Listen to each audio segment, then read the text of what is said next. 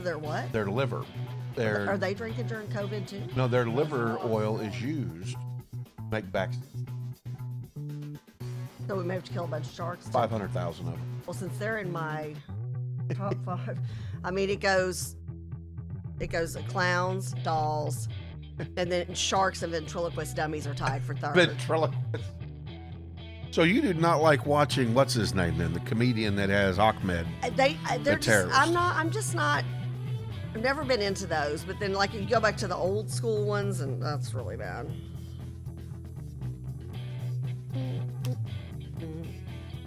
Back to the old. You know, like, well, did you ever see that Twilight Zone episode where the guy turns into his ventriloquist dummy? And they switch places? Yes. You don't think maybe that jacked me up as a kid? Probably. So there's a little bit of that. I think we're live. I think I can start sharing. Yes, you can, because it just popped up on my little shebanger, so that means it should be. And it does take a minute, by the way. It does. Dr. D already up this morning? Okay, so Dr. Good had the same thing going on with hers. Yes. Yeah, it's weird. I can do it on my phone, but it's like whatever my last update was. It jacked me up.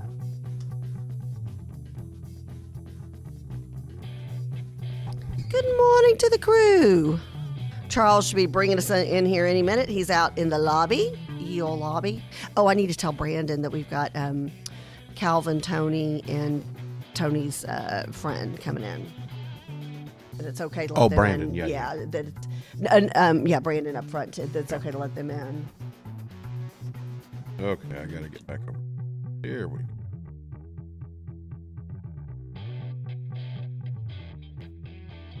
go. Kaboom, kaboom. Kaboom, kaboom, kaboom. Oh. I had that thing happen to my tires again today because it's so cool outside. Right.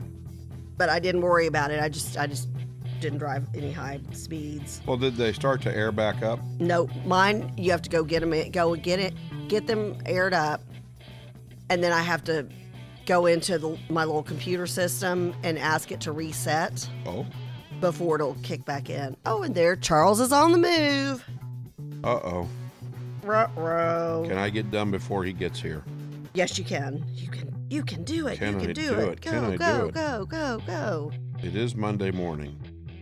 Yeah, I'm super excited for Gail and Steve's show. It was way good. Well, there's just something very, very, very, very, very appealing. And I've watched, I dig all those financial shows. And I've watched, all Dave Ramsey, all the different folks, who was the lady, the blonde, short-haired lady. She was real good, real intense. But there's just something about listening to a husband and wife talk about it. Yeah. It's kind of like your parents giving you a lecture, but in a good way. Yep. I don't know. It just very appealing. Very, very good. Very appealing. All right. There we go. Almost there and there. Boom. I got her done. Rock and roll. Rock and roll's time to sing to Michelle and and chant look, and say and one of the hello. big screen TVs out in the lobby. Look, you can see Charles on the thing. That's hilarious. Do they have us on in the lobby?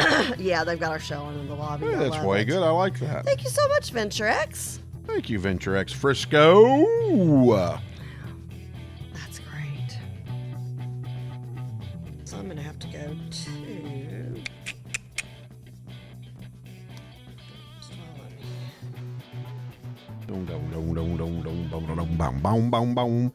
Big show with Dr. Clothier, then Dr. Michael Yes. Jones. So we're presidential talk. President medical talk, boom, boom, charts. Wow, Also, we're going to throw some of them in there. Boom, boom, boom, boom. Did crazy. you know that that the killer whales will go right after the liver of a shark? They go right. That's all they eat. They go and they know exactly where it's at. They go straight to it. Doesn't surprise me. And they extract it. Doesn't surprise me. Well, that's how they all survive in the wild. They know stuff. It's like their own stuff. penicillin or something. It's Look, like a great white he's shark. holding it up. This is hilarious. He was holding that up. Watching itself. That's funny. Look, he's hilarious. Yeah, he was holding it He's up. looking at himself while he's doing it. That's funny. I think Charles is having too much fun with this gimbal. I think so. We might have to cut out the coffee making. Maybe just once a week do the coffee maybe. making. Yeah, I think that we've now gone into Dr. Clothier time. Hey, anybody who is I'm not saying is a delegate. 'Cause if you were a delegate or an alternate to the Republican Party of Texas State Convention, I got my link. This past summer, you are still an active delegate. Make sure you should have received a link on Friday from the RPT. If you did not, contact the RPT or your state Republican Executive Committee man or committee woman for your Senate district. 11:59 p.m. is the cutoff for voting for the platform and rules. The platform's 35 pages. So you can vote in its entirety or plank by plank. So please make sure you take care of that. So you got your. See, I've got to go. My link, it's not like it. I don't think it works. So I've got to go back today and see if it works, and if not, I got to test mine then. Yeah. So Khalid and his group are putting together. I'm going to meet them today Khalid. for lunch. Well, I call him Khalid. Uh-huh. Khalid. Put a little function together. Yes. I think there's a little COVID-19 fear. So I do think that there's some of that. Then everybody needs to wear masks, and we will, because we've had events where we all wear masks, and everybody, they can arrange. We can just Thank you, Charles. Hello. We've decided you're having good morning. Way to the too much crew. fun with the coffee We've decided you're and having the TV way too screen much out fun there. with this. We got Dr. Clothier, I'm sure, in the waiting room. He's probably wondering, He's where probably are going, you guys? why do I see Charles making coffee? Yeah, why do I see Charles making coffee on Dr. Norm Clothier Day? Oh, hey, Shaggy. Good morning, my friend. Good morning, Brother Drake. Okay, so Dr. Good's having the same issue. Yes, ma'am. Dr. Good is having several issues with Facebook. Okay, yeah, I mean... They're not us related. They're Facebook No, these related. are mine are not us related. They're Facebook. So I'm going to have to pull this up. So if I want to comment, I have to comment on the phone. All right. We're going to get Dr. Norm Clothier on here. We're going to be talking about what his let me welcome you.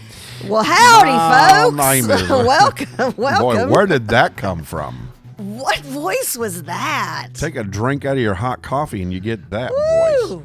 voice. No, we're going to talk with Dr. Norm Clothier about COVID-19, the president, what we might be experiencing and all that good stuff. And Dr. Clothier said he's doing his weekly, the host will let you in, dealio. Can we let Dr. Clothier in? Fired up. Let's go. Live from VentureX Studios, it's JP, Kathy, and the crew. And the crew. We need to play that at a louder volume. We do. I get a little louder. But let's go ahead and grab Dr. Norm Clothier with Family Healthcare Good Associates. morning to the crew. Happy Monday. For all your family healthcare needs, whether you're 0 or 99, you will find them taken care of with Dr. Norm Clothier and his associates at Family Healthcare Associates throughout the Metroplex. My favorite doctor, Dr. Norm Clothier, is right there on screen. Good morning, Dr. Clothier. Can Dr. Clothier hear us? I don't think he can hear us. No, he cannot hear us yet. Let's get his volume turned up there. So we're going to be talking about what we're experiencing with the president, what some of the steps are that are going through and happening, and that's interesting. Well, that's my settings is all. Oh, okay. Huh. How fun is that? There. What happened to him? He disappeared. He may have shut off. I don't know, but that's a different camera angle. So this is kind of fun. How often do we have this happen? We've never had it happen. I do not believe I thought we have. had this part nailed down to a T, but evidently I not. know why. Oh, we're going to play around with some more. Lots of cables involved in this. I by forgot the to way. turn some sound, the mic on. Okay, so do we have Dr. Clothier now? Do we have him or did he leave us? And reminder, while we're getting Dr. Clothier back on, today is the last day to register to vote in the November election. So very October, very is today big. October 5th already? You got it. You got that right. Wow, Big, October big, 5th already. Big day. Well, big and day. here's the thing. You may think that you are registered to vote. Double A check. buddy of mine called me, and he said, hey, John, he goes, somebody called me to register to vote. And he goes, I think I'm registered to vote. I said, when's the last time you voted? And it had been a couple years, and I said, they've probably put you into status. Yep. And so you need to call or look up. And I told him where to go to look it up. And so I said, you're probably going to have to reinvigorate your voter card. Right. So just better safe than sorry. It's super easy to check it online, to call your county elections department and bust a move on that. Make sure you get to have your voice heard this election cycle. Yeah, we had a buddy of ours who met up here about a show, and now he did get re-registered, but because he had not voted in a long time and time had passed and all that kind of stuff, he had to re-register, but he's good to go. So bust a move on that. So don't be shocked when you get there and someone says you're not registered to vote. Yep. It is not some massive conspiracy. No, it's just that you've got to be allowed your voter card to go dormant. Maybe the last time you voted was for President Trump in 2016. That is a distinct possibility. Just make sure that you check that out. Check it out for your friends, and especially your older relatives and older friends. Good morning, Jim Partridge. Good morning. Good morning, Michelle. You know, Dad. Michelle was at the Houston Texans game. Okay, was she there? Yes, she was there. And then who did you see at Sideways, Michelle? I was anxious to know what band that was. Yippee! It was let me play you some music, Michelle and Fred and Gail. Also, Shay. Can you text Dr. Norm to come back on? He was there. Yes, well, I think he thought that we weren't there, and I think he hung up. Is what I think. I re-emailed him, so. We just need to let him know we had some technical difficulties on this end and get him back on because he's got an important topic to talk about. The president and COVID, very important. Yeah. I was sleeping, sorry. That's all right. Here's the thing. I know, and again, we're Medical Monday. One of the things we're going to talk about today, and I'm going to play a video for us, is also 500,000 sharks they're estimating could be killed for their livers, for their liver oil to use for vaccines. For COVID. For COVID-19 specifically, correct. And so there seems to be now a push. Oh, is there a Save the Sharks? Oh, goodness gracious, yes. You know that. You absolutely know that. Have they seen Jaws? Have they seen Jaws? That's all I have to say about that. Well, one of the pictures on Ecosystem something has a woman swimming with a shark. And I'm thinking, yeah, we did that with killer whales at SeaWorld. That doesn't work out so well. Oh, I had your logo on too. Well, now Dr. Good, she had a shark swim by her on one of her last diving trips. Wasn't a big one though, right? A shark's a shark. You're funny. I know. She warned me. She knows I've got a shark issue. She warned me. She's like, just be careful before you watch it. And I was glad I'd been warned, and there you go. I was like, nope, shut it down. I'm glad you had a good time, Dr. Good, but no thanks. Have we heard from Dr. Clothier yet? I sent him a text back to try the link, so... Well, he was there. He was there. We saw him. We just couldn't have him hear us. Well, and obviously, what we're going to be talking about today is President Trump, and we just broke Friday morning on the show about the news about him and the First Lady Melania Trump testing positive for COVID-19, and since then we've had a number of Republican United States senators who have tested positive. Of course, one of his aides has tested positive. He said he's trying, Charles. So, all right. Okay. I'm going to hold off on. But this is one of those things where I remember getting the notification and sitting straight up in bed because the notification came through at like 3 a.m. or something, and just immediately started praying. It was after midnight. Just immediately started praying. Of course, Democrats are eating this thing alive. We'll talk politics on Wednesday. And if we have some time today, we can talk. I don't understand. I just don't get it. I'm glad I don't get it. JP, I'm glad you don't get it. Yeah. We never, and we reported on stuff.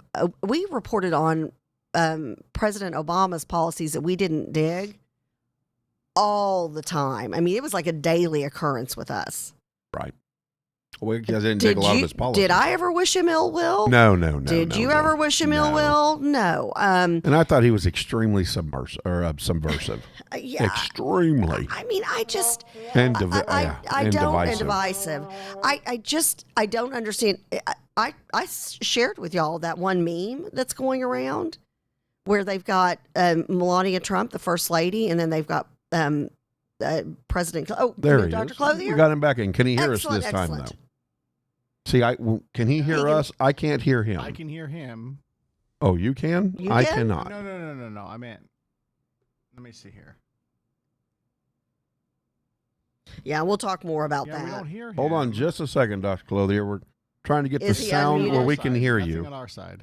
Are you Is he muted by any unmuted? chance on your side? Doesn't look like it. Doesn't look like No. it. Charles, are you sure the board we've got him pushed in where we can hear him? Oh, listen No, to he you can hear because us, you've been though. producing He can hear shows us. this weekend. He can hear Oh. us. I know he can He hear can us, hear us, but do we right. have his volume Hold on, blocked? let me check something real quick. Yeah, we're going to check Oh, something Charles, real you're quick, killing Dr. us. Clothier. Charles partied like a rock star this weekend because it was his birthday. Today is Sign Language Dr. Clothier Day. Yeah. We're going to challenge his sign Yes. language skills. See if we can't do this for those who are hearing impaired today. Oh, Charles found the issue. Thank you for your patience, Thank you, Dr. Dr. Clothier. Clothier. We love you. There we go. We hear him. Good Monday All right, morning. good morning. Yay! And I see We his got like 4 crosses in the minutes. Yeah, background. 4 minutes. So- So let's just dive right into it. Walter Reed, President Trump, COVID-19, steroid usage. Is it serious, not serious? Some are saying it is, some are saying it isn't. He goes out and he waves to the crowd. All of that in 4 minutes. Yes. No the pressure. deal, okay? If you're in the hospital, and honestly, it doesn't matter if you're the U.S. president or, your cousin that you haven't heard from in 12 years and maybe has been missing for a while, you're going to get, sorry, I just fell over apparently. You're going to get the treatment that you need while you're in the hospital. So the difference in the hospital and being outside the hospital is you get scrutiny for everything. So they'll be checking blood oxygen, they'll be checking x-rays, labs, and they want to treat moment to moment what seems best and what will ultimately resolve the issue as best you can and get the person discharged from the hospital. So I personally don't find it any surprise that he's been on oxygen, at least intermittently, that he's now on dexamethasone, which is a very inexpensive steroid. I think there was some confusion because the doctors were commenting like, he's not on oxygen right now. And that was probably very true. I don't have any reason to doubt that, but he had been on oxygen apparently. And I think he was on low oxygen before he got to the hospital, which is fair. There's a medical clinic at the White House. And, if you're transported to a hospital, like on ambulance, it's pretty standard deal to put oxygen on somebody. I mean, I don't find any of this surprising. What I think is probably true as anything is some of the doctors don't want to imply that they're over treating him because, they'll be criticized forever. Their reputation never be the same if they're trying to save President Trump, according to some groups, I think. And, but again, I think that would be true. If I got admitted to the hospital, I think I'd be treated that way. If you did, I think you'd be treated that way. And I think it's kind of unfair that we scrutinize that so completely. And the obvious reason is he's a world leader and we need to, make sure what his health status is. And we need to see if there needs to be a transfer of power to Vice President Pence, for instance, because, if he's getting ill or if he's intubated or whatever. You remember, at times people get a colonoscopy and they're sedated and there's a brief transfer of power during that sedation, for instance. So he's been obviously alert and able to manage his decisions this whole time, which obviously we'd all hope for in that circumstance. But I think this emphasizes that COVID's a serious and unpredictable virus. And I think there are people that, have gone from really healthy to really sick very quickly. And apparently he had a high fever. I had a little trouble tracking down the day, but I think it was on Friday they had the high fever. And, things can go very bad very quickly. And that's, of course, why he's in the hospital. Now, a real point of emphasis, I think, is he is not intubated. He's not short of breath. He just was running a little low on oxygen. In fact, I saw a pulse oximetry reading they reported was 94%. Generally speaking, 92% or more is normal. It's just that's getting to that low end. Right. So being proactive about that is also very fair. Well, that's a better safe than sorry moment. It's not, I think, below 90s when you've dipped dangerously low, but I think getting close to that 90, mark threshold. 92% or more is normal. Right. So, 91 would be low, 94 is normal. That's Right. a fine line. But I think, And, do you again, prefer it to be at 98? Is that like Yeah, ideal? ordinarily, I'd say most adults run 97, 98%. Okay, that's good It's to really know. hard to be at 100. I mean, that's pretty rare finding. So, Right. but, the key is you don't want to wait until somebody's in terrible crisis before you treat them, and especially when you're in the hospital checking everything all the time. I've often found, like, for instance, if you did a random pulse oximetry on everybody watching, listening right now, we'd probably find some people below 91%. Right. And some people are feeling fine at that. Some people have allergies, asthma, and maybe have mild symptoms, and maybe they're hovering at 92, 94%. But boy, if you're in the hospital and you see that reading, you do something about it. Absolutely. So you don't wait and say, let's wait till they're coding before we treat them because, this is a hospital, we can sit here. You would instead do everything you can to get that patient better and out of the hospital. So I think it's really an important issue to address, to realize that what you address is what you find. And that's, again, I would say his treatment sounds like it's very typical for any person I hear of who's in the hospital, or any person we would have dealt with back when I did hospital work, which I don't currently do.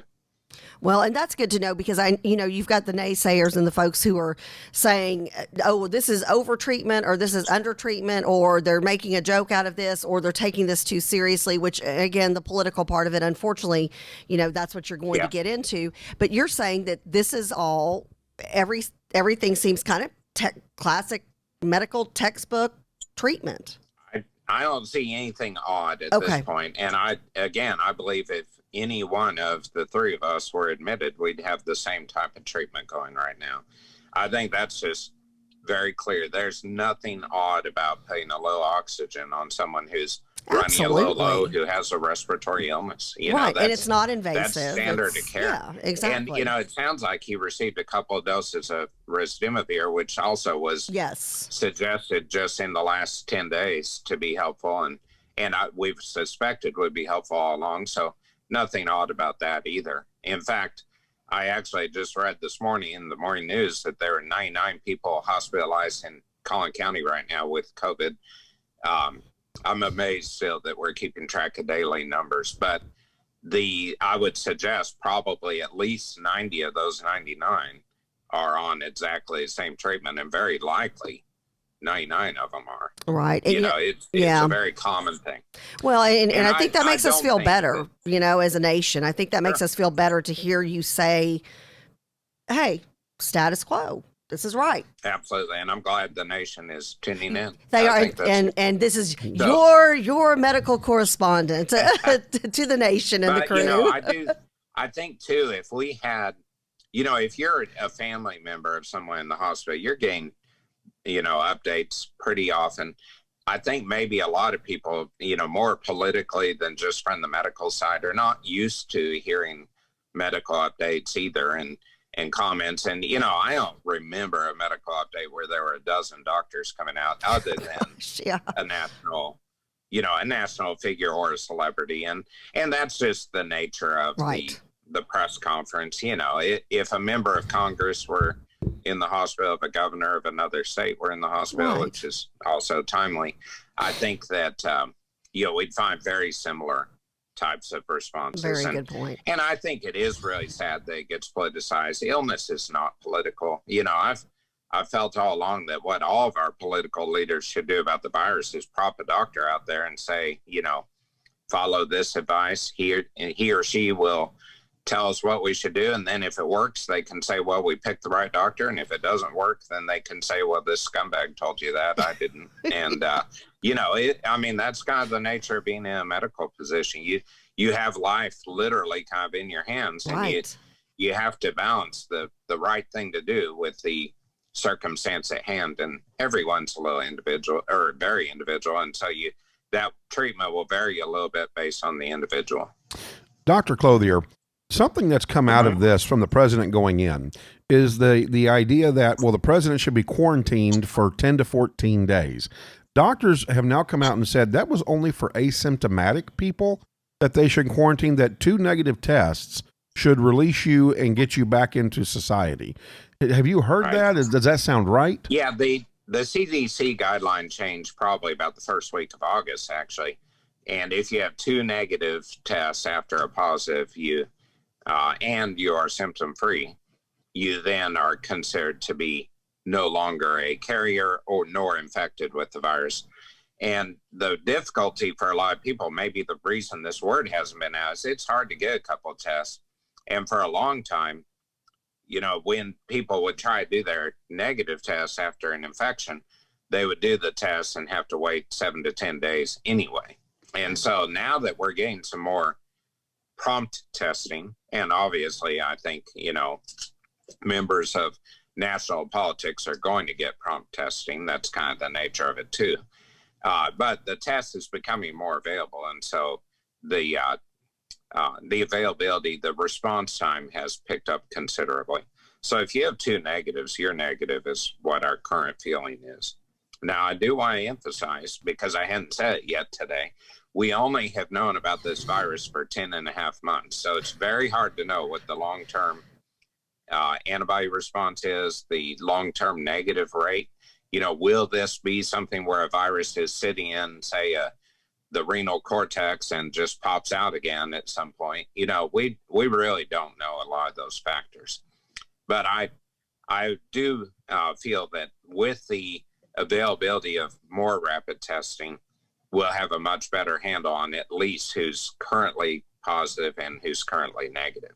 Yeah, I'll mention too that if anybody had made 300 million rapid tests 11 months ago so they'd be available before a virus was even identified, everyone would think they were nuts. And I think we have to realize that 10 months in, we're starting to get enough tests to go around, and the rapid tests and the better availability, because nobody knew about this even 11 months ago. So true. And I love the fact that you're confident enough in your abilities that you're not one of the doctors out there. And again, this is why we are so thankful that you're our medical correspondent for JP, Kathy, and the crew. You're reporting the facts as we know them today, because like you said, it can and most likely will change. But you keep continuing to tell us, Dr. Clothier, we're not even at the 11-month mark. So we can't have all of the answers at this point. No, there's not a chance. I mean, what we often talk about, if you've ever known someone with cancer, and I'm sure you have, we often talk about the 6-month goal, the 1-year goal, the 3-year, 5-year, whatever. Often there's after 1 year, surveillance kind of softens down to a little less surveillance. And then at 5 years or even at 10 years is when we declare, well, based on 5 years of no evidence of recurrence, we'll say that you're in remission or cured, right, depending on the cancer. And time is a tremendous factor in any human health situation. Just like I wouldn't expect somebody to have, say, a gallbladder out and 2 hours later say, oh, they're fine. Right. There's a recovery phase. And so what we need to know much more about with this virus is what really is the recovery phase, what the long-term outcome is, what happens a year, 2 years, 5 years down the line. And obviously nobody, not one person on earth could know that unless somehow this virus was around before, we thought, and there's a lot of research, but I see no evidence of that. I think in modern society, that couldn't be suppressed effectively. So, Dr. Clothier, do we have a peak for this virus yet? Do we know that, okay, after 8 days it's peaked and now we're coming back down? Kind of like when I got the flu, I'd gotten my flu shot, went and I saw you and you said, yeah, you know what? Guess what? We did type A this year. You got type B, but it's going to help a little bit anyways. Right. And you should peak about 4 or 5 days. Do we know that yet about this virus? What do you mean by peak? Like you're at your worst? We're at your worst. Now it's time to start going down. Symptoms where you then get well. Right. That's a tough one to answer, because I think so far the bulk of the evidence is that there's about a 3-day period where you could be an asymptomatic shedder of the virus and spread it, not know it. That's what the masking's all about, is the spread, not the catching, but the not, giving it to someone else. And then there's a widely variable, I've had people positive for the virus who, by the time they got their test in, were fine. They were symptom free. Their symptoms were really big for a day or two, and that's it. Then there are those people who are in the hospital for 20 days, Right. and then there are those people who seem to still have symptoms after 60 days. And so I think so far we really don't know. And part of that is, some people get a myocardial infection or infection around the heart. Right. Some people have renal involvement. Some people have neurologic involvement. And, it's widely variable. Well, and again, you don't know how you're going to react when you get it. That's why you should be proactive and get in touch with your doctor, Sure. Be smart about it. Try to keep your immune system beefed up so you possibly avoid getting it. Be smart about it. But you don't know, because now, I mean, my goodness, I'm pushing probably personally close to 20 people that I know that have had it. Unfortunately, one family friend has passed from it. But, and this gentleman who passed away, his wife and his daughter had it at the same time. They were fine and recovered actually fairly quickly. So you Right. just don't know. And you hear of somebody who's Very older, hard. who's got comorbidity issues. You hear of somebody who's younger, who's in, fairly good health and has age on their side, who they go into the hospital, they're, put on a ventilator, and then they don't make it. But then somebody who's, older, has diabetes, high blood pressure, and is pushing 90 makes it. That's, you don't know. There's a lot of human variability and a lot of viral variability, Right. obviously. It is hard. I think the main reason at this point for someone to get a test if they have mild symptoms, because I get that question a lot, what if I have a low-grade fever, low cough? Right. It's reasonable to get a test purely so you can kind of warn people around you to, keep an eye out, make sure you don't fall off the cliff with your symptoms, because people can get very sick very quickly. Yes. The bulk of people will recover. There's no doubt about that. And we're still talking about a death rate in Texas, for instance, of 0.4%. Okay. That sounds very low unless you start looking at 33 million people in Texas. Right. But it's, the ones who fall off that symptom cliff and get really ill and die, we don't have a good handle on that yet. Got to learn more. All right. All right. Well, Wow, Dr. Clothier, great information. do you know of any studies that are information. existing out there right now? Do you get any white papers that come across your desk or updates from medical journals on? Listen to you, white papers. Well, yeah. Oh, fancy. I'm fairly bright. I'm messing with you, JP. Have Yeah. you heard of any of I those? have Anything coming out on There's a that? book in here. Okay, Dr. So, Clothier. You remember, he's got the most sarcastic, dry sense of humor known to mankind. So was there a question in that? Well, the question is, has anything come across your desk that says, hey, we're on the verge of ... No, there are a lot of studies, a shocking number of studies, because of course everyone wants to get a handle on this. There's nothing that I would say is, like maybe later this week we'll have this cure. I think we're making progress, and I think that's noted in the fact that there is a rather low death rate. I keep hearing there are more people dead in America than any other country. That seems to be a really particularly exciting statement to make for the media, but we also, Yeah. have the opportunity to test and to report. And I think once the full story is written, I think you're going to find there are more dead all over the place. Honestly, I think it's a bad virus, but I think the fact that here we disclose it, and in fact disclose it every day, I think is one reason we have what sounds like really high numbers. They are high numbers, but I don't think it's, like, the U.S. can't get a hold of this. I think it's worldwide and very bad, and there are going to be a number of other case reports over time where it'll be discovered that people died of it, but just didn't have testing, or, were found dead at home and didn't know at the time what happened, or more likely dead in the streets. Sadly, Right. we have Yeah, opportunity it's here like nowhere else, and I think that makes numbers look bad sometimes. That's I know that number is being used for political reasons too, and it's really not the choice of any governing party of any sort to insert a virus and cause more harm than the rest of the world would see. I don't believe that to be true. And I think we need to back off and realize, these are people, and, a virus is a virus, and we can't contain it. It's like trying to contain, mosquitoes, or you can kill out a few, you're still going to have them around. Right. Well, Dr. Clothier, very well said. Cannot thank you enough for joining us every Monday and helping us understand better what's going on out there in the world medically, especially with something like COVID-19. Very good. Well, Thank have a good you. week, and You do too. stay safe. You as well. too. Have a Stay blessed healthy week. and safe. All right.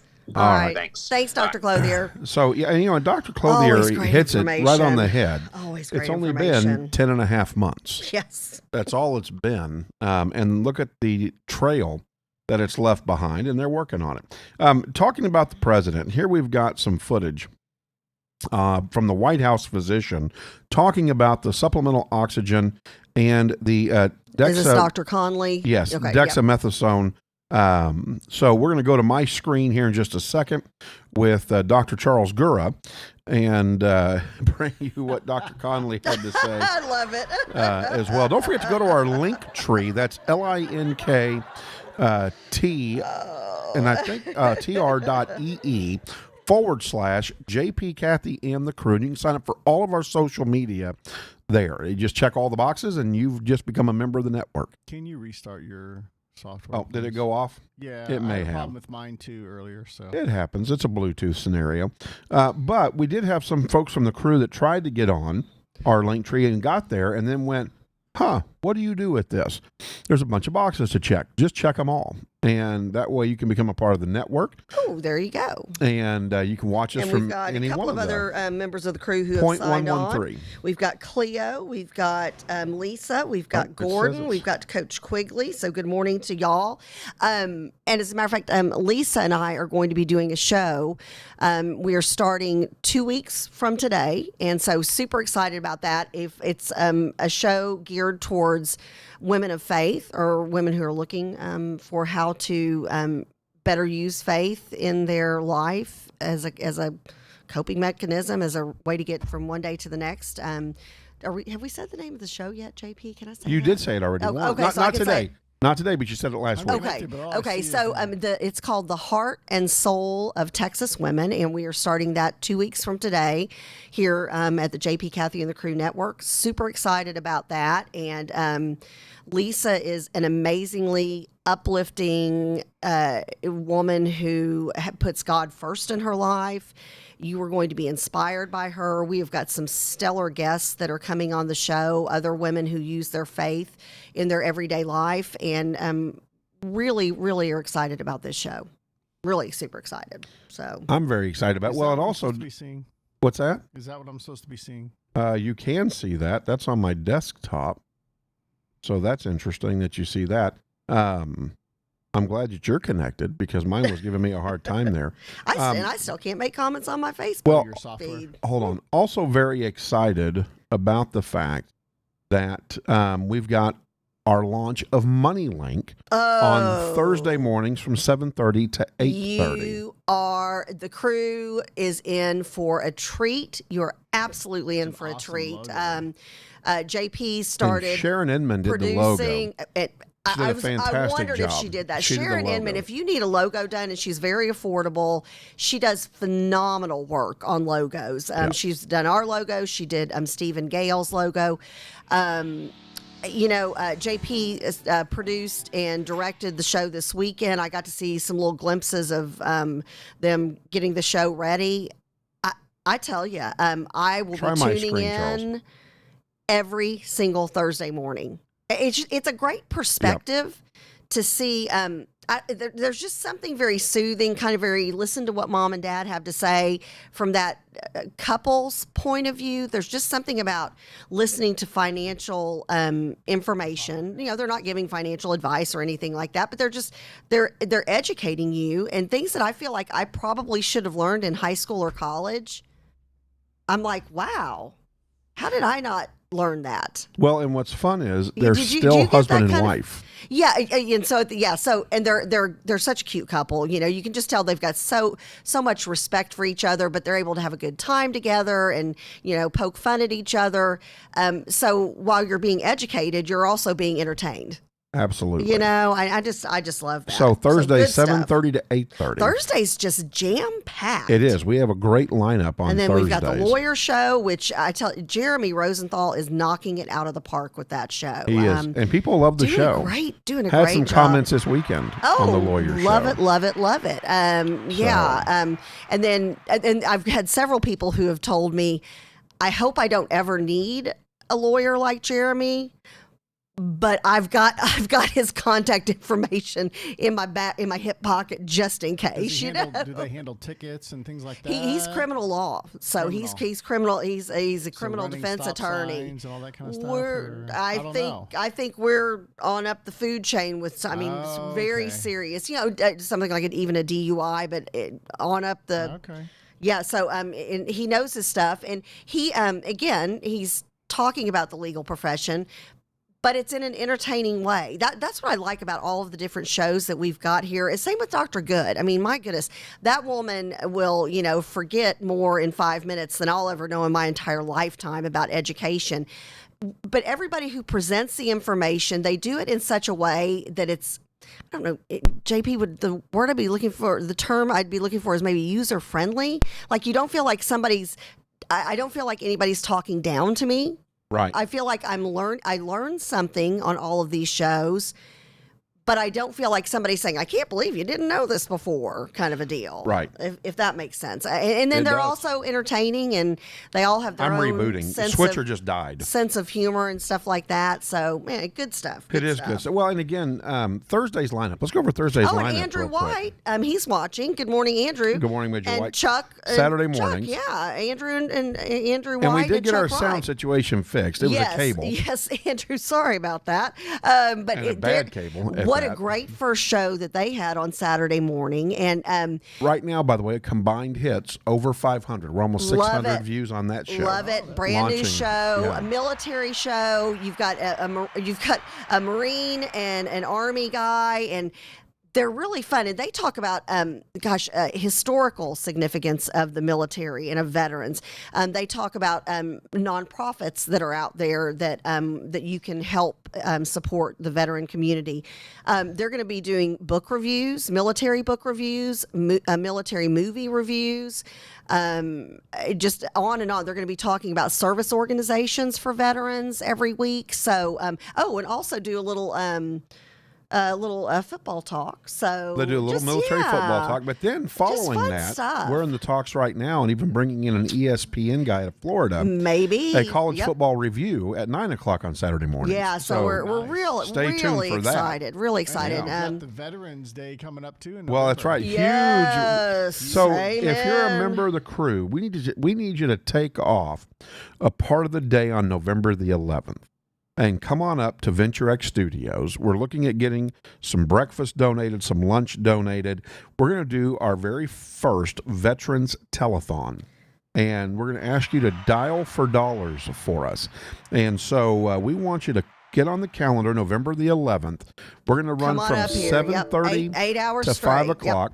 If you've got a small business and you want to be a part of that, we will allow you to absolutely plug your business while you're up here. Yes, dialing yes, for yes, yes. dollars. Because we'll be, as a matter of fact, what we may want to do, 0.113.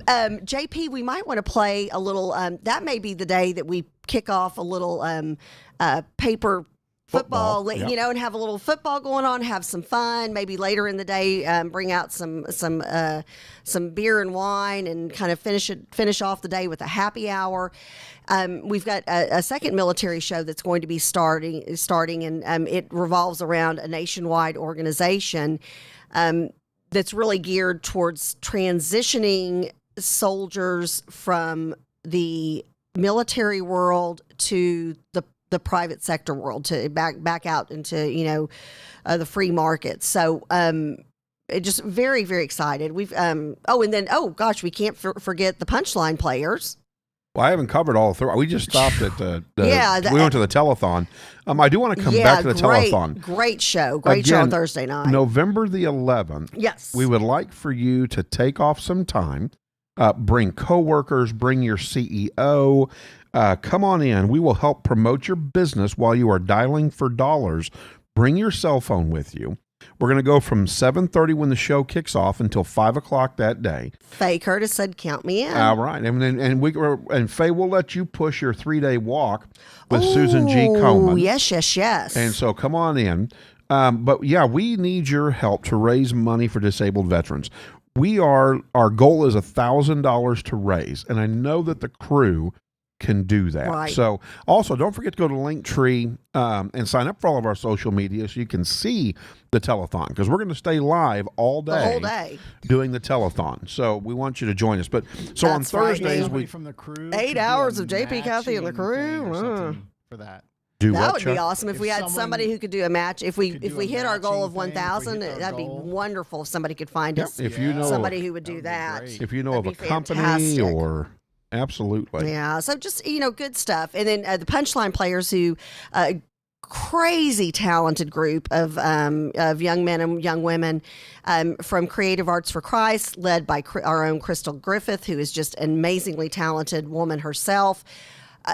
This show, I can't get enough of it on Thursday nights. I mean, they are crazy talented. Just crazy talented. I'm going to go on a campaign against pop-ups, by the way. Cleo said she would help. Thank you, Cleo. Very we would good, love Cleo. to have you Thank up you. here. And Faye, we Curtis. love you. This is just such good stuff. Getting all kinds of likes and all kinds of hearts and thumbs up and all that good stuff. We're very blessed that, gosh, we just started the new JP, Kathy, and the crew format and network on August 3rd. And here we are, barely 2 months later, and we've already got other shows up and running, a number of shows in production, in the hopper, ready to start. Yep. It's good stuff, JP. Good stuff. A lot getting ready to launch. High five from across the table. Yeah. Well, we could talk. Oh, high five. Coach Quigley says we could challenge Randy Travis to match. Maybe we can get Mary and Randy to come up and dial some dollars for veterans. Yes, that would be great. That would be awesome. That would be All right. awesome. So, November the 11th. Take some time off during the day. Come in and join us at JP, Kathy, and the crew. Promote your business.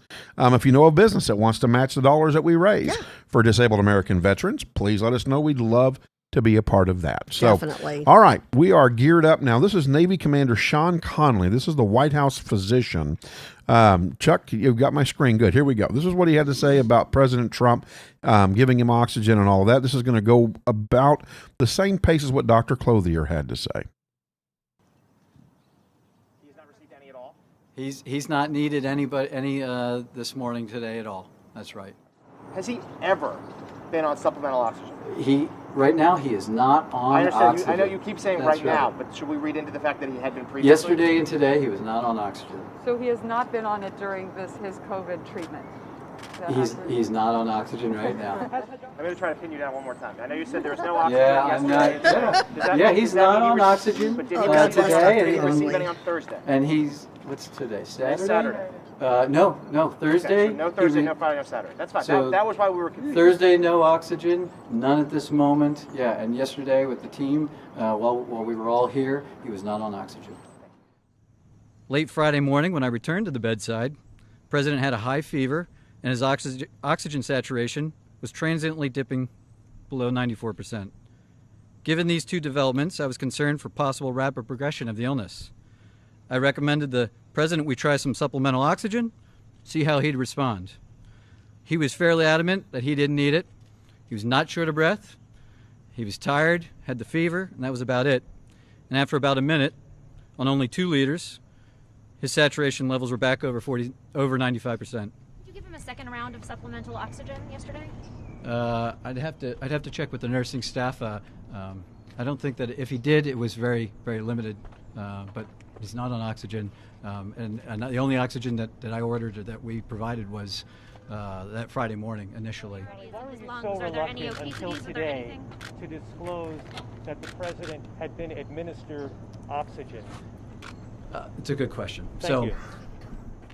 I was trying to reflect the upbeat attitude that the team, the president, that his course of illness has had. didn't want to give any information that might steer the course of illness in another direction, and in doing so, it came off that we were trying to hide something, which wasn't necessarily true.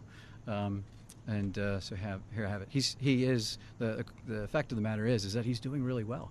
That he is responding, and as the team said, if everything continues to go well, we're going to start discharge planning back to the White House. That's it. Thank you, folks. All right, so there you have it. Here's I love this. This is President Trump out and about saying hi to all of the people that have come out there to pray for him and support him. There you see him. I know you wanted to see this, Kathy, so I geared this up right behind it. Thank you so much. And he looks good. He's waving. Nobody was put in danger. The doctors gave him permission to do this. What's funny is the people that are upset about it is the White House press corps. And it's like, oh, yeah. So guess what? Guess who gets my first Kiss My Butt award today? That would be the White House We're starting press off corps. on a Monday with the KMB. We are. So you and get then, the old Kiss Charles, My if you'll get Butt. ready, because I've got a picture to share in just a second, but let's keep talking about this for a little while. I think this is phenomenal. Yeah, and look at all the supporters and and tell us why the press gets your because award. because they are upset that he went out there and didn't tell them. That's what's funny about it. This isn't about them. It's about the people out there. That's what makes me crazy. This is not about the press. This is not about the media. When did the media and the press become these big celebrities and it's all about me and look at me? This is about those supporters who, some of these people have been out there since the second the president was admitted into Walter Reed Hospital. He provided pizza for them and chocolates. And then there, of course, some of the press, and you and I were going back and forth. I was like, I love the president and they can kiss my booty. There you go. I said it. You got the KMB too. I know. Oh gosh, and I have to be mad when I start throwing that out there. But they were. Oh, and I can't believe he got out of the hospital and drove around. Well, first of all, he's been working the entire time he's been in the hospital, and God bless him for that. I liken that to when you're a parent and you're sick, but your kids need you and your kids need to know that you're going to be okay. And I, as a mom, many a times, oh my goodness, I would have just gotten finished throwing up and just, sicker than a dog. And my kids needed me for something and I was there and they would have never known I was sick. Because that's what your kids need from you. And the president loves this country and he loves the good people here in America so much that I think he wanted to go out there and show these people who had been out there praying for him and, just rallying around him and the first lady. I think he just wanted to go out there, and it's kind of like that you do as a parent for your kids. Hey, I'm okay, and I appreciate you, and I love you, and we're going to be back on track real soon. I just didn't see anything wrong with it. I thought that was a very touching moment that shows how much this president loves our country. Well, and here's the thing, and there's some people that say, hey, I wish you'd have stayed in and rested, which is not a criticism. It's more of a concern because we don't want to lose him. But his doctors felt that he was good enough. I mean, who am I to question these doctors at Walter Reed? I mean, Walter Reed. They're the best of the best, They are JP. the best of the best. And so. And you think they're like you're going to be the doctor at Walter Reed that lets the president risk his life? Right. So, I mean, who knows? I mean, and it can go both ways. But I think that he showed I think he went out to answer a lot of questions of, oh, my goodness, is the president okay? Right. And I think he answered those. He wore a mask the entire time. And, if he was having true oxygen problems, the doctors would not have allowed him to go out wearing that mask like that because it makes it harder to breathe. Exactly. And so, we'll see. He'll be back. He'll be back in the saddle, and we'll be getting ready to go.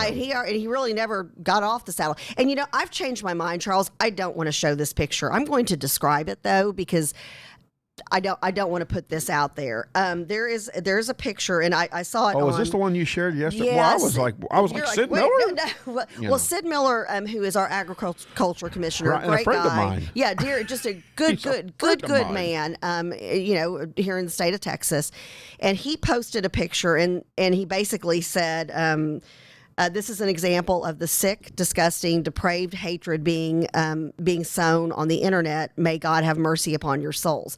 The picture that he put out there, and I don't even like to describe it, but it's a picture of, and at first when you look at it, it's President Bush, and he's got his arm around Laura Bush, his wife, and around Hillary Clinton.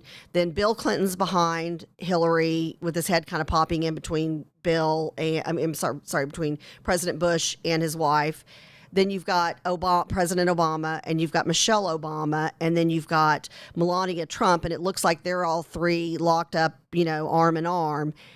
And at first I was like, that's an odd picture, and that looks like some photoshopping. And yes, good point, Charles. They're all grinning ear to ear like these are big, happy smiles. And then you look down and you're like, are they at a table or what are they at? Well, no, there is a picture of what looks to be President Trump in a casket. And then there's, flowers on either side. One has a presidential seal on it. And I thought, what an angry, just heartless person. How bad does your life have to be? How angry of a person? How horrific of a person do you have to be? How inhumane to even put that out, to come up with that concept and then put it out there. And there are things like that have floated all weekend all over social media. And that's when it gets back to JP, and you and I have talked about this for years, the fact that this country has lost its humanity, and we've got to get it back. And that's not the way to do it. No. I don't have to agree with you. I can disagree with you vehemently. Goodness gracious me, oh my, Nancy Pelosi. Could we disagree with that woman on anything any more than we do, JP? No, but I want to push that to Wednesday because I got a lot of Nancy Pelosi stuff. Well, but I got a lot of kiss my butts coming out on Wednesday. Just to let you know. And I'm all about you giving her the KMB award from the JP. But have we ever said, I would just wish she would die? No. Good Lord, no. That's somebody's no. somebody's sister, mother, daughter, cousin, family member, friend. You don't wish people ill. Right. No. Talking about ill, back to COVID-19 for just a minute. So, big concern about sharks. Sharks evidently possess squalene, which is an oil in their liver, and it's used for vaccines. And it looks like there's a number. I don't know how this number comes about. I don't know if there's a department of let me release numbers on something that we don't know yet. But 500,000 sharks are supposedly on the table here to be killed. Actually, I want to see. They're saying can we do this a full murdered. screen? I want to see this picture because and so, sharks we're are in one of my play phobias. This video here. This is from a Miami station. I didn't want to play the Eco one because that one's way left, and so it makes it sound like the whole it sound like the whole world's going to come to an end if we kill a shark. So now, and keep in mind, great whites do this all the time. I didn't know this, but great whites know exactly where the liver is on a shark, and they go right to it, and that's what they eat. They will kill the shark by removing the shark's liver and eating it. Very interesting. I wonder if it's like an antibiotic for killer whales. Yeah, what is it that's in there that? Squalene oil. And what is that? Evidently, it's a very good medicinal oil, especially used for vaccines. So here we go. We're going to play the video. Can we make that the whole screen? Do we have sound? My sound is up. We had sound. Charles, we got to get this one figured out. Now that's showing no sound right there. And we now here we know go. which levers we can pull to help make that happen. My favorite part of Global Finprint is it's not just a science project. So we actually do the science, we get the data, and in Belize, for example, we took that data to the government. We showed that sharks were quite depleted in many areas in Belize, and the government took action to actually reverse that. They put in some new policies, and even more than that, we were able to go into the fishing communities that they identified and hire the guys that fish for sharks to actually work with us to do surveys.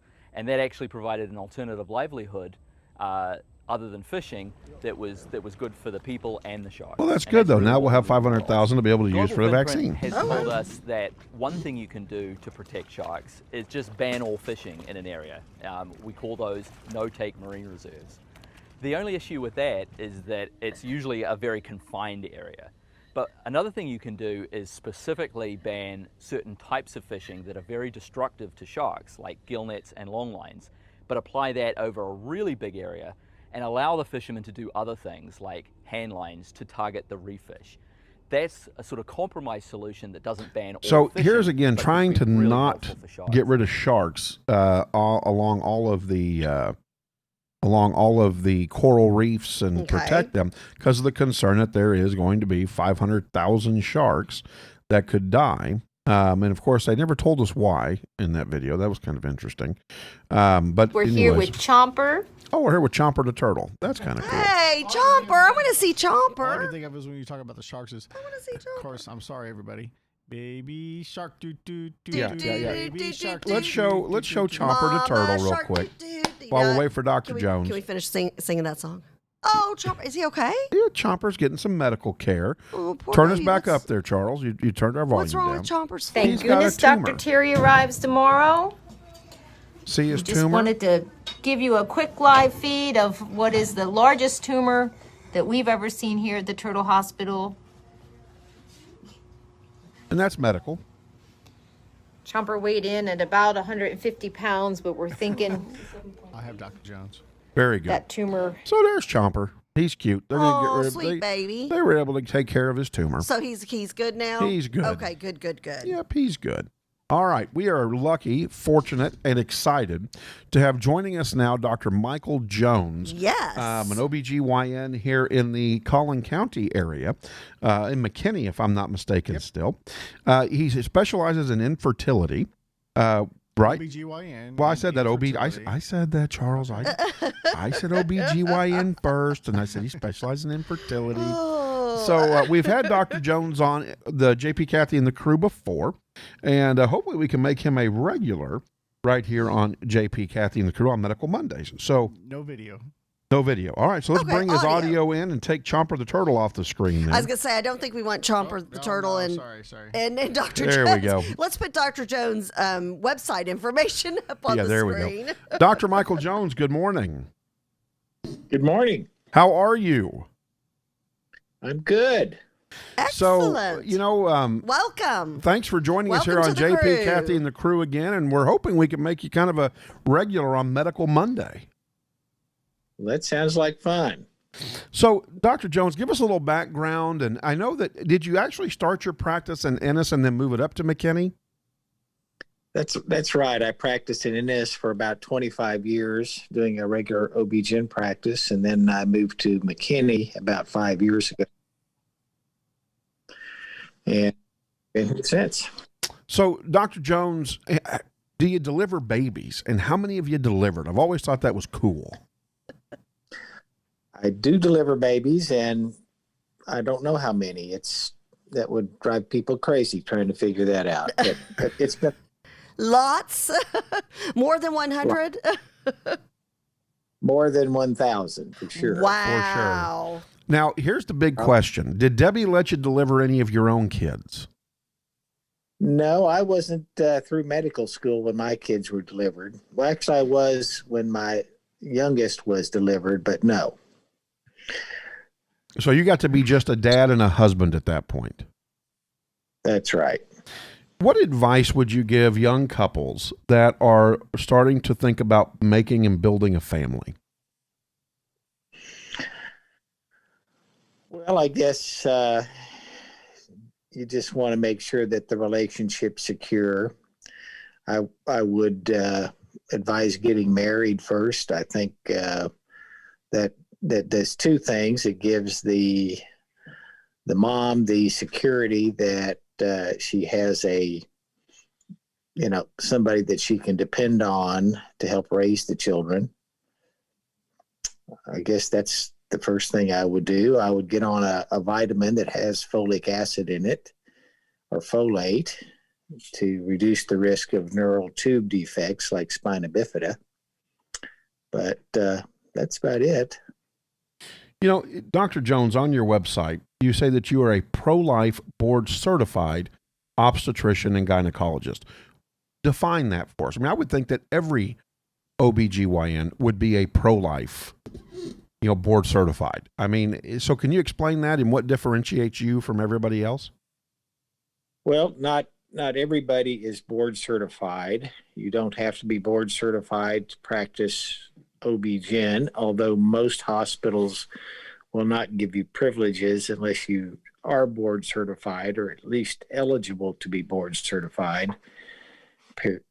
The pro-life part, a lot of OB-GYNs would say, well, they're pro-life, they don't believe in abortion, and which is the same as with me, but I also don't prescribe artificial birth control. I don't do sterilizations, although once upon a time I did.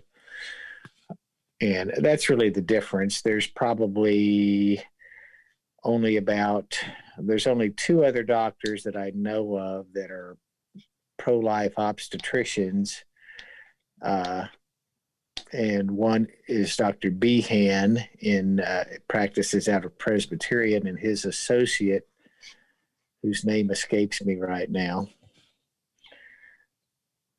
I guess I'm just, to me, when you're able to bring life in, right? So right. God sends down this little soul to create this life and has made you a tool that allows you to help bring in God's given to safely creature. Get the woman and the baby through a Right. 9-month pregnancy. That's a long time, and safely through a delivery, which you just can imagine all the things that can go wrong during a delivery. So I'm with JP. I just can't imagine being a gynecologist, and in particular somebody who is a fertility specialist or an OBGYN, an obstetrician.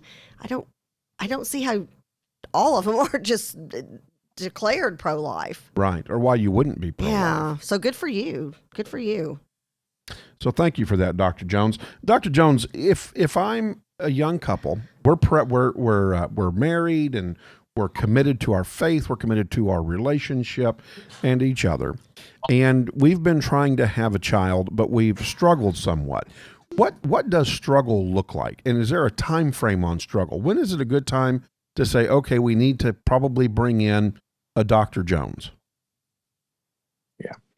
Well, if you are taking one of the natural family planning approaches where you know about when you are fertile, you can do this by understanding the physical signs of fertility, or you can use ovulation predictor kits to find out when approximately you're ovulating. And if you have had intercourse during the fertile window every month for 6 months, then it's considered infertility.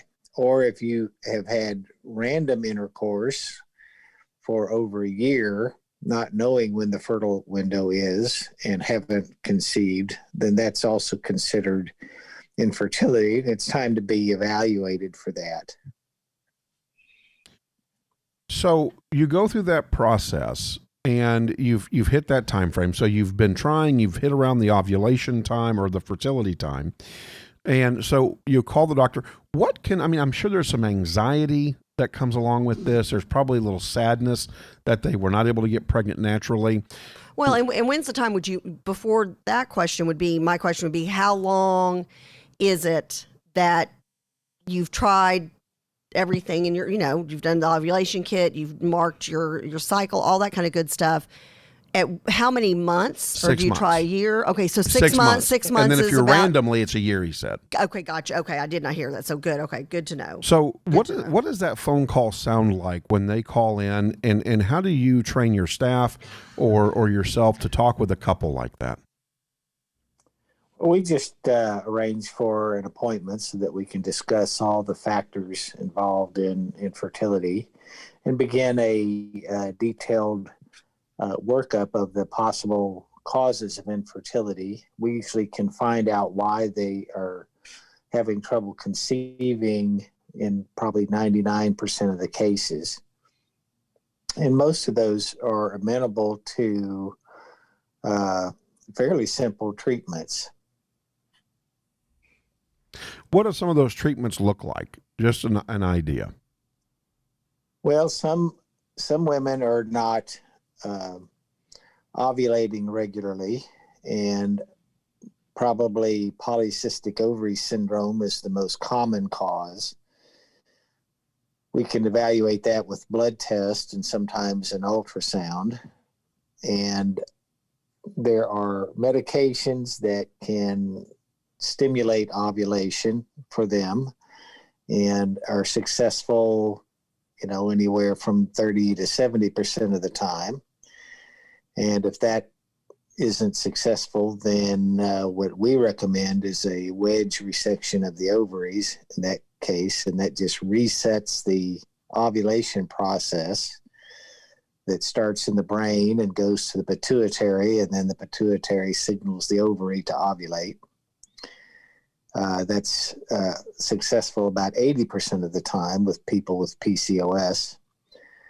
And there are many other things. Some women will ovulate, but do it before the follicle has reached a mature size, and that usually does not result in pregnancy. And some women will ovulate, or rather will make a mature follicle, but the follicle doesn't rupture.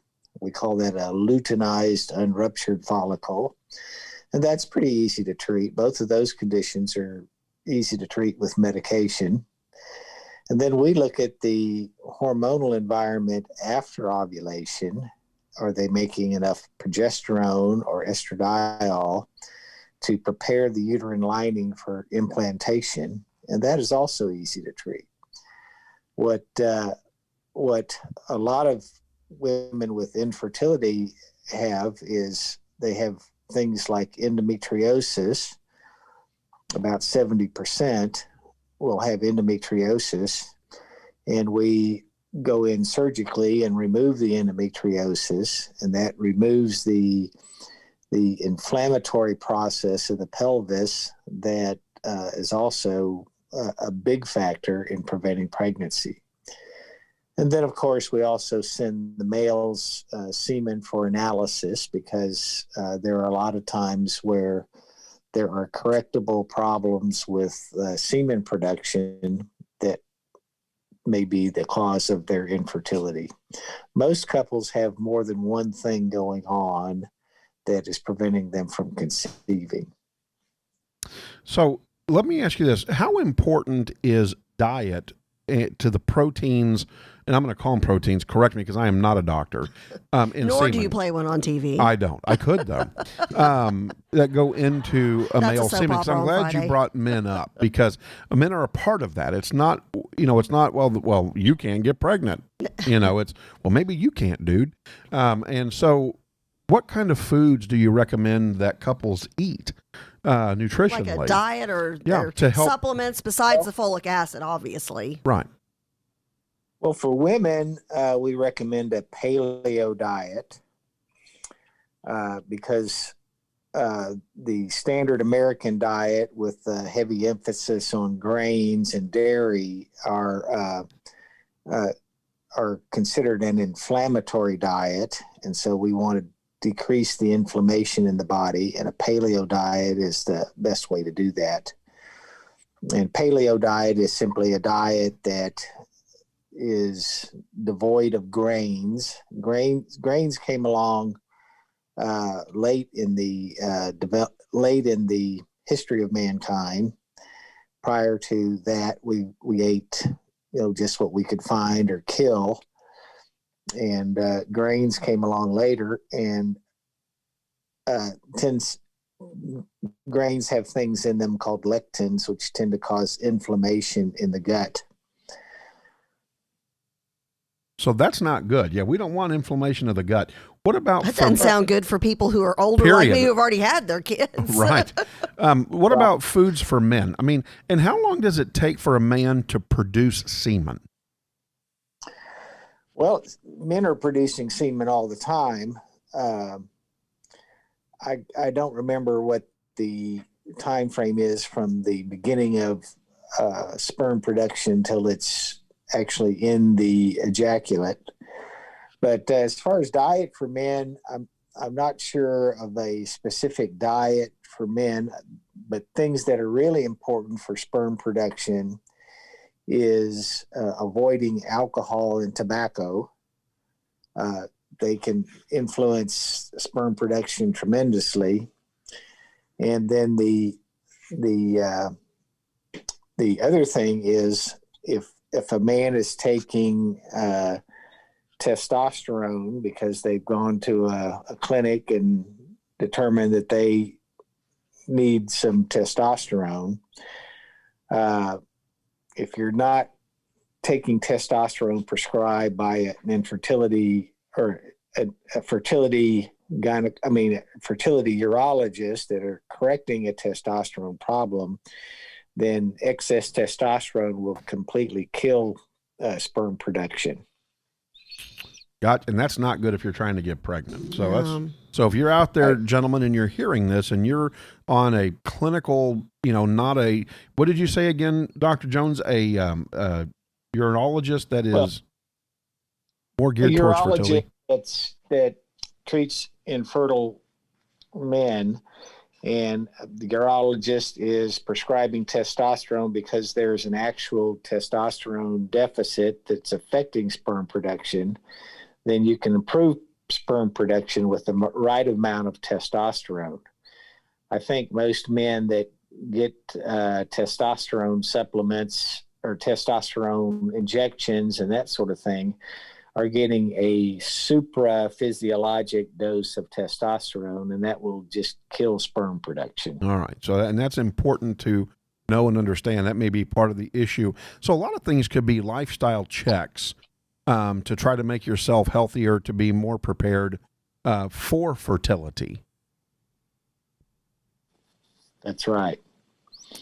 Now, how about this? You've heard the old saying. I think this was a wives' tale. If you sit on a bag of peas, frozen peas, then you are probably better. Your semen is probably going to be better. And you're going to be very cold.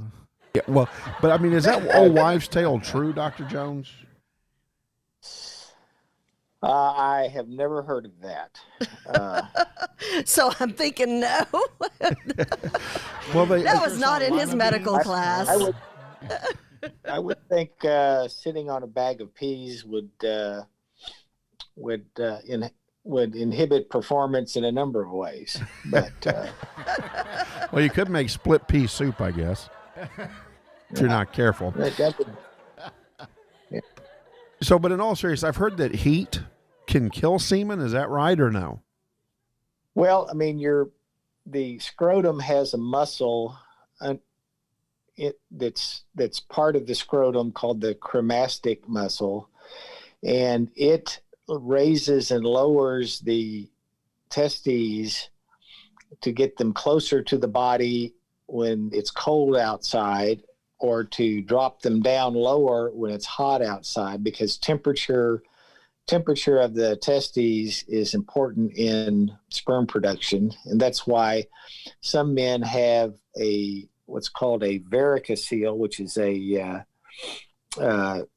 enlarged vein in the scrotum that produces too much heat for the sperm. And so sometimes surgery for that type of condition will affect sperm production. Wow. So there's not only surgeries. So, this is fascinating. There's not only surgeries for women, but there's surgeries for men. There's diet tips and tricks for both men and women. And then also medication. When you were speaking of like a fertility treatment, is Clomid, is that one of the ones that was used, or is that still used? Did I get that name? That's still used for both men and women. Oh, for men too. Wow. Okay. Oddly enough, Clomid can affect or can help with male sperm production. Oh, wow. If you have certain conditions. Interesting. So both testosterone and estradiol are involved in both female and male normal functioning, but in different amounts and for different reasons. Gotcha. Well, wow. Thank you so much, Dr. Jones, for all of the intel and information. Well, we would love to be able to get you on each Monday to talk about fertility, good practices to try to stay fertile, talk about the different things that you're doing, the NAPRO technology, for example, or the plasma or the platelet rich plasma that you're doing. So we would love to have you on again next Monday at 8:30. Are you available, Dr. Jones?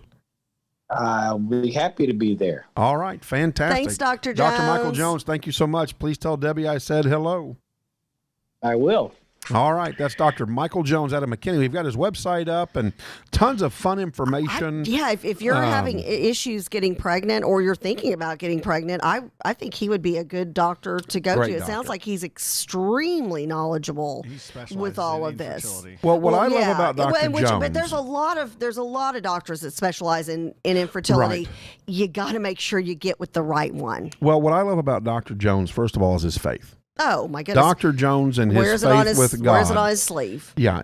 He is a devout Christian man, devout Catholic man, great family man, hugely ethical. If you want an ethical doctor, and I'm not saying other doctors aren't, don't go there. Well, he didn't call me ethical. Well, then maybe you're not. Maybe you shouldn't be worried about it. And that's not it. No, maybe you shouldn't be worried about it. Well, and that's not it. That doctor needs to call me. Again, you're just saying you we need to talk. Personally know this gentleman. I do. So there's a big difference there, I was being funny. Yeah. I was trying to but be funny. infertility is a very, being somebody who has dealt with that back in the day. Laughed. Yeah, yes, we do have a live audience. We do, but help me out here, Charles. Thank you. But we do have really a live audience because we've got a meeting with a potential future podcaster. That's right, very excited. Coming up next. But being somebody who is my mic on? I think okay. Well, because Charles was talking over me, I'm like I think maybe he's turning me off, and I think Charles was talking under you. I think okay, because I think you were louder than him. I think that makes him under. Yeah, well, as somebody who see what I mean, as somebody who's dealt with infertility back in the day, I mean, yes, that's right. Literally, when I say my kids are miracles and gifts from God, there's no joke there. Yeah. Several of the things he talked about, been there and done that, poster child for it. So it's a very the physical things that you go through during infertility are they can be frightening, overwhelming, scary. But the emotional part of it, I think, is worse. I think the emotional, goodness gracious, I imagine, spiritual part of it, your spirituality and your faith is what gets you through it, because at the end of the day, God has a plan, and there are different ways that kids come to us. Hey, at one point I was like, adoption may be my option, and if that's the case, then there is a child who literally God has already picked out for me. So it's one of those things that. It is very emotional, and especially I think if you're younger. Now, when you're older and you're trying to get pregnant, you probably expect you're going to have some issues, which was my case. I didn't have my kids until 36 and 38, but tried a long time before then. But it's one of those things that you just have to have that faith. And I think if you're younger and you're dealing with infertility, I think that would be even more frightening. But it sounds like, heck, from back in the days when I was dealing with this, there are way more things out there nowadays. Oh, tons.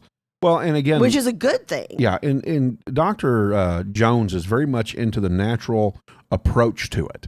Right. That's his first approach. He knew exactly what diet a woman should be on if she's trying to get pregnant. Right. But again, his faith is my number one. What leads him? Yeah. I mean, number two is ethic.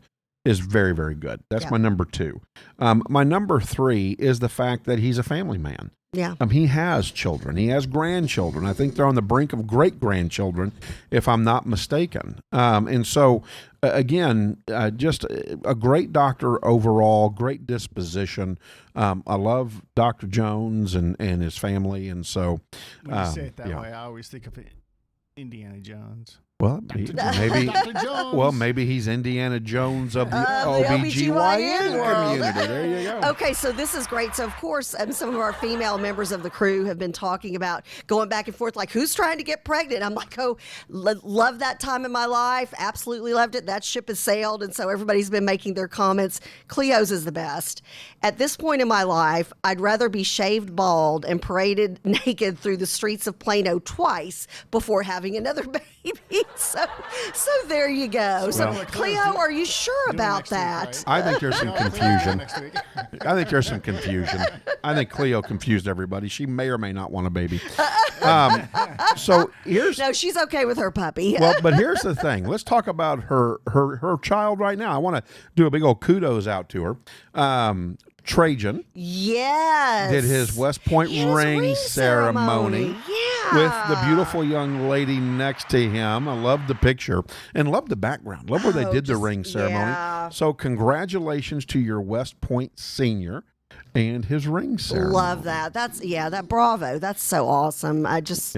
Yeah, great job, Cleo. And with all the stuff going on with COVID and all the things, and and another thing we're going to be bringing back, I believe, on October 19th. JP, is that right? To our Medical Monday podcast is the mental health moment, and we recognize we've had a number of people worldwide who have asked about the mental health moment and where is it and when's it coming back. I believe it's October 19th. Correct. Is when we kick that back off. Correct. Especially now more than ever.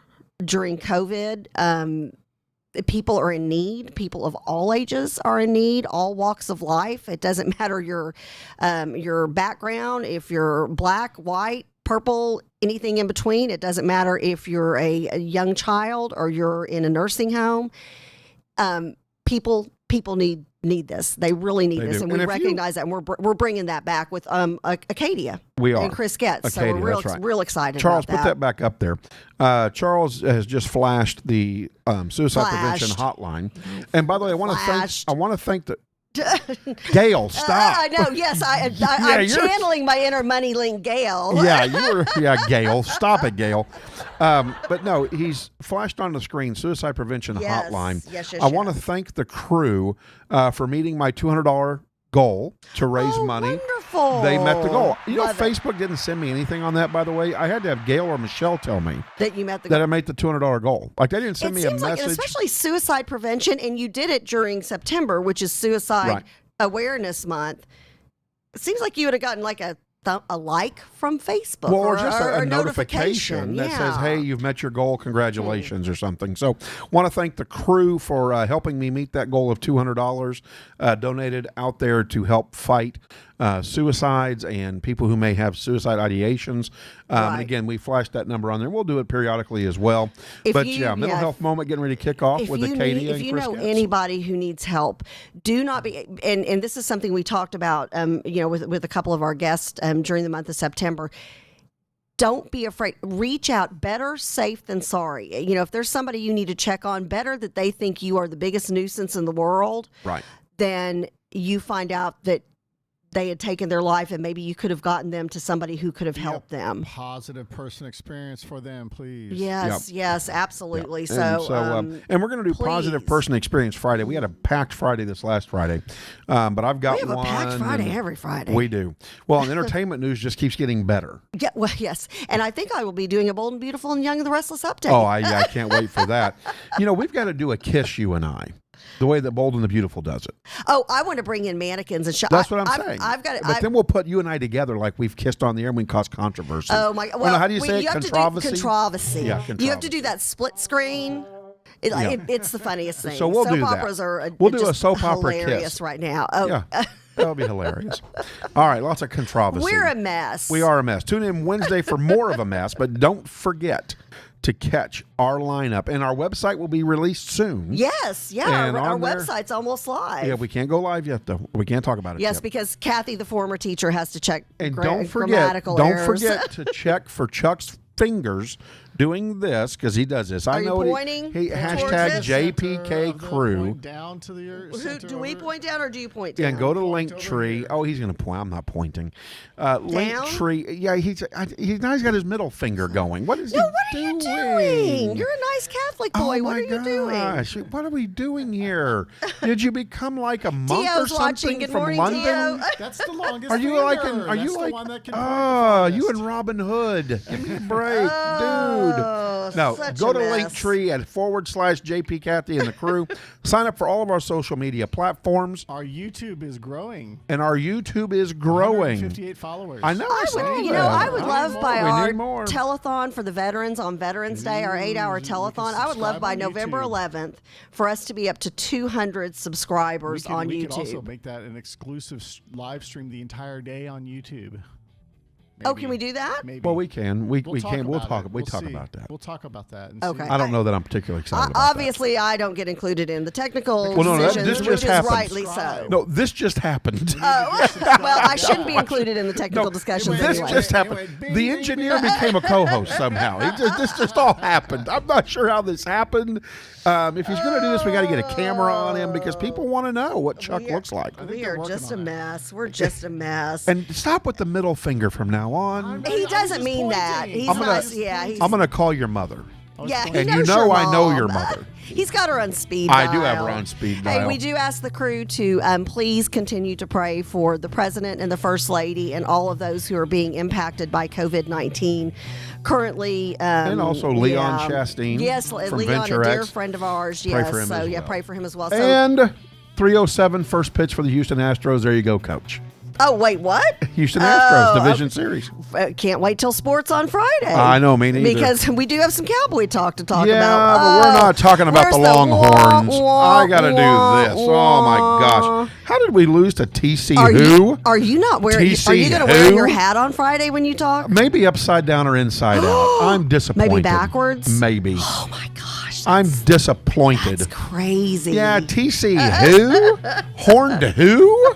Yeah, not the horns. That's for darn sure. Have a good blessed day, everybody. Love We'll see you y'all. on Wednesday. Happy Monday to the crew. Have a blessed day.